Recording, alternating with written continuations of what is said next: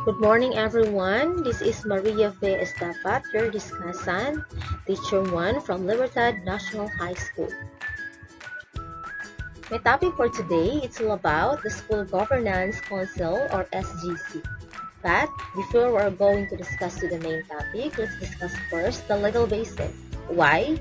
To make an established organization, it undergoes specific legal grounds. So what are the legal bases? So these are the legal bases. The first one, you have the Republic Act 9155, followed by Batas Pambansa 232, and Education for All, or what we call the EFA 2015. And the last one, we have the Basic Sector Reform Agenda, or BESRA. Republic Act 9155, Governance of Basic Education Act of 2001, approved on November 29, 2002. In Section 2, Paragraph 3 and 4 state that the state shall encourage local initiatives for improving the quality basic education, which the state shall ensure the values, needs, and aspirations of a school community are reflected in the program of education for the children, like for out-of-school youth and the adult learners. And the school and learning center should be empowered to make decisions on what is the best for the learners they serve. Next, Section 1.2, Paragraph 4, the parents and the community should encourage for active involvement education of the child, which there should be participation and the coordination between among the schools and the local school boards, the parent teachers associations, which is the PTA, and it should be maximized. And Section 1.2, Paragraph 5, volunteerism among all the sectors should be emphasized and encouraged, ensure sustainable growth and development in education. With this provision, it is strongly uphold the current initiatives of a school involving the different group of stakeholders and for the school improvement process. Next, we have the Batas Pambansa 232, Batas Pambansa Bilang 232, Education Act of 1982, approved on September 11, 1982. In Section 3, Chapter 2, the policy of the state to establish and maintain a complete, adequate, and integrated system of education relevant to the goal of a national development, which the educational system is expected to contribute the following national development goals, like number 1, to achieve and maintain an accelerated rate of economic development and social progress. Number 2, to ensure the maximum participation of all the people in the attainment and enjoyment of the benefits of such growth, and to the last one, to achieve and strengthen national unity and consciousness and preserve, develop and promote desirable cultural, moral, and spiritual values in changing world. Which it means the state should promote the right of the nation's cultural communities in the exercise of their right to develop themselves within the context of their culture, customs, and traditions, interests, and belief, and recognizes education as an instrument of their maximum participation in national development and ensuring their involvement in achieving national unity. Next, in Section 7 states that every educational institution shall provide for the establishment appropriate bodies through which the members of educational community may discuss relevant issues and communicate information and suggestions for assistance and support of the school. Which it means representatives from each subgroup of the educational community should sit and participate in these bodies, the rules and the procedures of which must be approved by them and duly published. Next, we have the Education for All, or what we call the EFA 2015. It is a vision and holistic program of reforms that aim to improve the quality of basic education of every Filipino by 2015. To achieve this EFA 2015, the school should continuously perform better. The key action involves the school's assessment of its capabilities and performance toward attaining EFA. The stakeholders of every school, like the school head, teachers, parents, students, community leaders, and other group interested in school practices, it should be able to use the process and the result to determine and implement school programs to ensure improvement in school quality. Next, we have the Basic Education Sector Reform Agenda, or what we call BESRA. The first key reform thrust of the KRT or of BESRA presented key indicator. Now, there are indicators such as the first one, we have increased number of schools with school improvement plan, or what we call SIP, prepared through a participatory process and with organized SGC. So in planning for the improvement of the school, SGCR participated. Next, we have to improve quality of SIP implementation, including link of SIP activities with students, learning outcome, and link of teacher training priorities with student assessment data, and the last one, increase level of resources managed and controlled at the school level. This BESRA is the basis of the government directions and action to attain improved basic education competencies for all Filipinos. With the implementation of BESRA, it served as the framework for a coordinated sector-wide approach to donors and parents' participation. The question is, what is school governance? School governance refers to the authority of education stakeholders to jointly make decisions directed towards the continuous improvement of learning and promotion of the children's welfare in a school. And it is a system which operates under the principle that education, which is focused on the holistic development of school children, is a shared responsibility and accountability among the stakeholders. In addition, it is a relationship among the key players in its operation and expands ability to work with the stakeholders through an effective governance structure, structure composed of representatives from different groups of school community stakeholders. In this structure, it can make the strategic decision that shape the school and its work.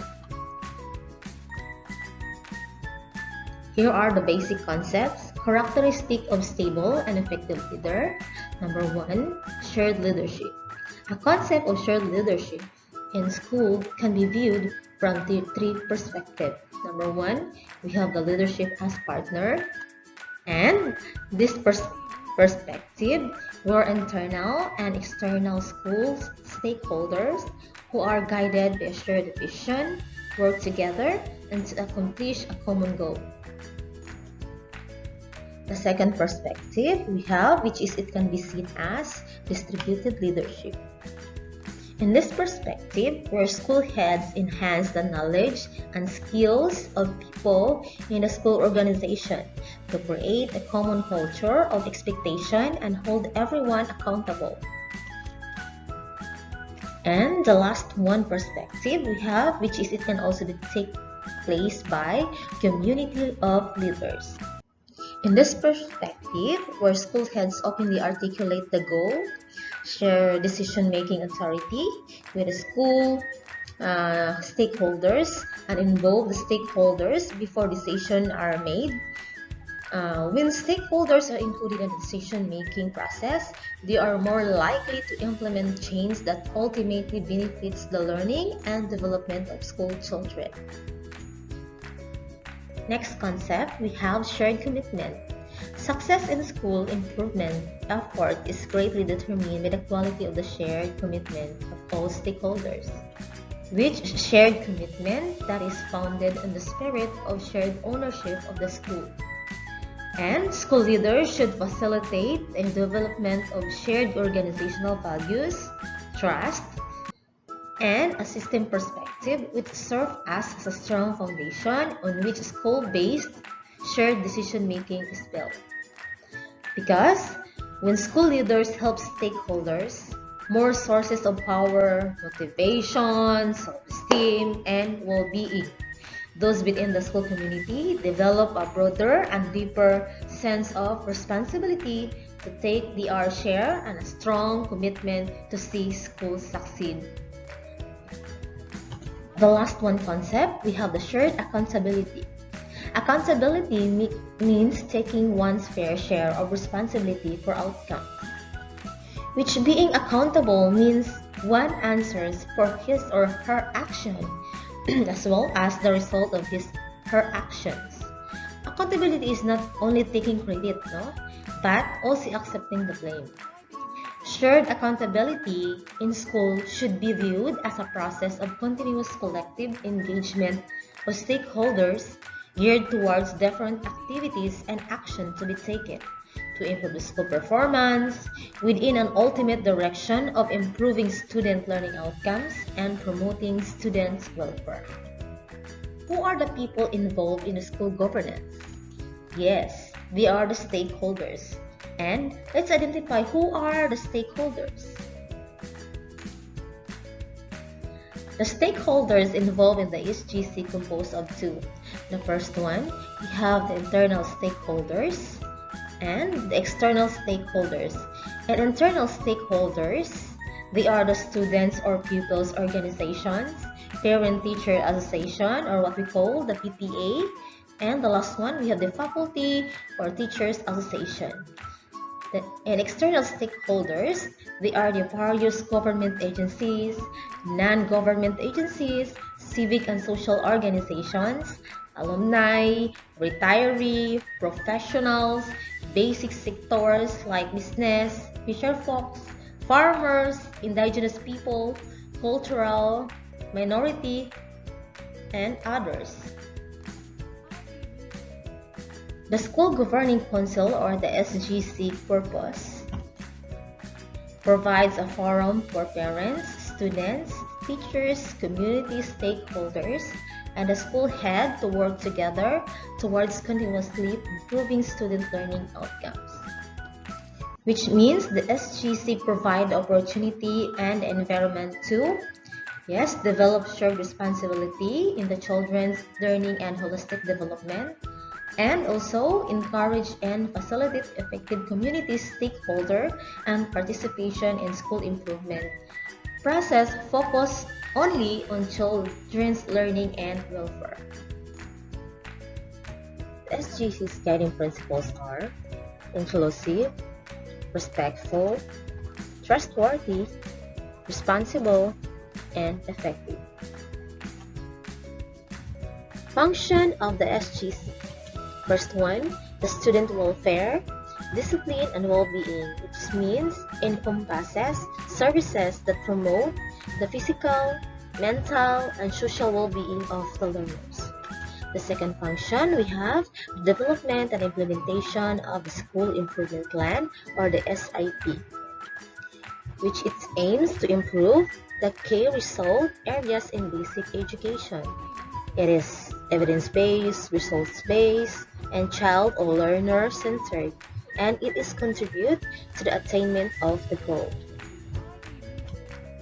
Next one, we have the monitoring and evaluation of the School Improvement Plan or the SIP implementation, which with the help of the SGC, the school and the community stakeholders collaboratively plan and identify the interventions to address priority improvement area. The next function, we have the reporting progress of the School Improvement Plan implementation to the SDS and the community, which means they are the one who describe the improvements if targeted the goal for the community. The last function, we have the management, of council resources, which means they are the ones who are directing and controlling the organization to reach a goal. The authority of the SGC is exercised in accordance with the government, legislation, administrative instruction, and council constitution and bylaws. What is the function of the school head? Establish school and community networks and encourage the active involvement of school community stakeholders in school improvement processes, and school head serve as chief executive officer of the council. It plays a vital role. Why? Because it is a person who is principally responsible for leading all or part of the organization. The authority of the SGC has a limitation. Number 1, it shall not directly manage the schools because it is the responsibility of the school head. The next one, the power and responsibilities of the SGC should be lodged in the SGC, acting as one body and not within individual members. Next, it shall act through the school head in the conduct of its affairs and shall not act on its own any financial and involving school. Next one, it shall not enter into or be bound any contractual transactions for and in behalf of the school unless authorized for such purpose in its constitution and bylaws. The last one, all decisions of the SGC shall conform to existing laws and policies and regulations of DepEd. It shall conduct its affairs in keeping with the school's decision-making processes, and it shall adopt a constitution and bylaws to guide its decision. Roles and relationships of school head as the SGC executive officer. First one, implement the SIP. Once the SIP is accepted by the school division superintendent upon the joint endorsement of the SGC and the school head's responsibility is to ensure its effective implementation. This involves delegating responsibilities to other staff and setting up processes to monitor progress, collecting and analyzing data, and documenting relevant information in the school annual report. Next, implement policies. Policies are developed in partnership with the SGC. The school head's role is to inform students, parents, and staff, and to set up processes and procedures to ensure that the policy is followed. For example, a new policy in school uniform and a behavior management and use of mother tongue for the instruction like grade 1, 2, and 3. The next is provide accurate and timely information. The school head works with the staff to provide progress reports about the SIP to the council at each meeting. The school head must also inform and help the council understand the government requirements and initiatives. Financial reports are provided to Finance Committee to ensure expenditure is being appropriately managed. And now, let us know what are the roles of SGC. First off, participates in the development of the SIP. The SIP is a document that outlines the vision, values, goals, targets, strategies, and resources in school improvement. It is developed in a participatory manner by the school planning team, the membership of which is decided by the SGC, and representatives from group of school community stakeholders. The SGC takes an active part in the development of the SIP, or what we call the School Improvement Plan, and together with the school head, endorses the same to the school's division superintendent for review and acceptance. Next, assess the school in installing the monitoring and evaluation system for school performance based on SIP reports and accomplishment to the community and department. This SGC requires to participate in collecting information about the school's performances and reports to the department and local community to the self-assessment process. Next, we have generates resources to support implementation of SIP. The SGC supports the implementation of the SIP or the School Improvement Plan and undertake resource generation and mobilization in support to SIP implementation. So last one, organizes committees to support the school head and staff in the implementation. Relevant committees may be organized to support the school in implementing the School Improvement Plan or the SIP. The Council has to ensure that committees understand their role and tasks. The composition of SGCs and its duties. Number 1, Executive Officer or the school head, which plans meeting time and format, and prepare council meeting agenda in coordination with the secretary and the chairperson. Number 2, we have chairperson, which act as presiding officer of the council. Next, we have the vice chairperson, which is prepared all the meetings and act as proxy at any function required in the absence of the chair. Number 4, we have secretary, assist with the writing of reports and correspondence when it's necessary. Next one, number 5, treasurer, takes charge of the fund receipts and disbursement of the SGC. Last one, number 6, we have auditor, assess the treasurer in the processing of all financial transactions and records. Committees of the School Governing Council under terms of reference.